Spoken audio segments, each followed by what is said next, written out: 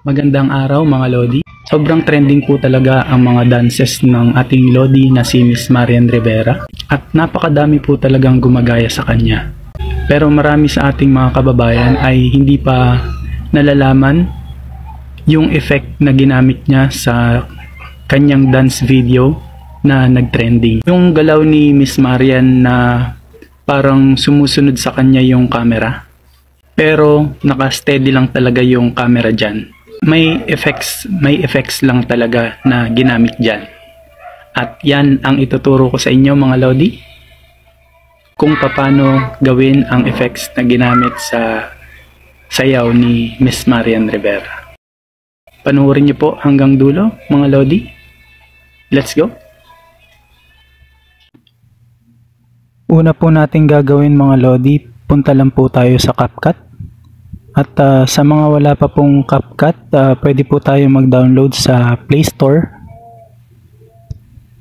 And po at i-download po natin ang CapCut po.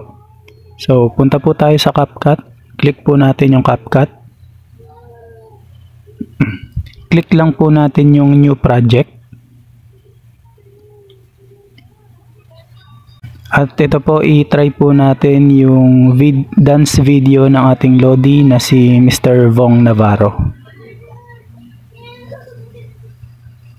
Click po natin yung video and click lang po yung add. Try po natin.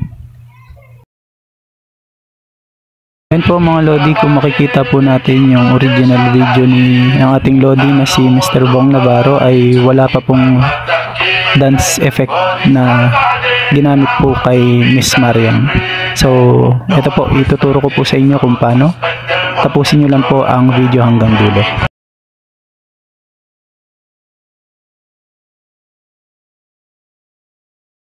Back lang po tayo.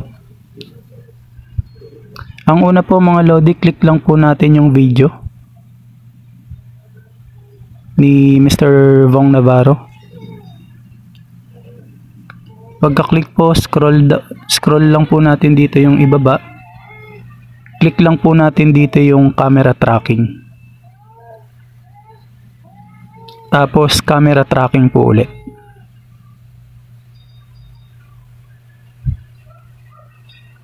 Yan po. Tapos piliin lang po natin yung face. Tapos start lang po natin.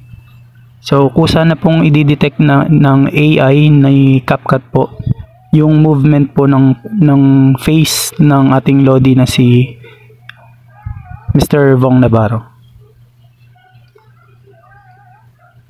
Yan po, antayin lang po natin na mag 100% po. Yan po mga Lodi, kung nakikita nyo po ay ayan po, gumagalaw na po yung background po ni Sir Vong Navarro habang sumasayaw po. So ayan na po yung dance effect po.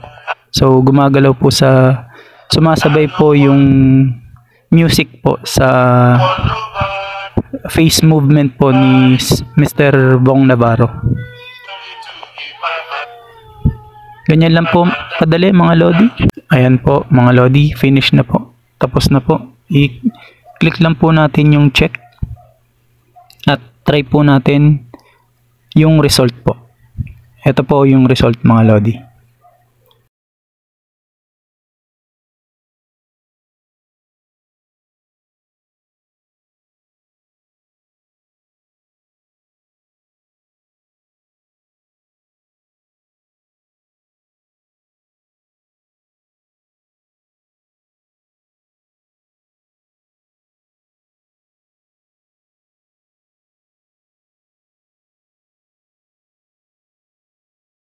Follow for more tips and tutorials mga Lodi. Thank you for watching.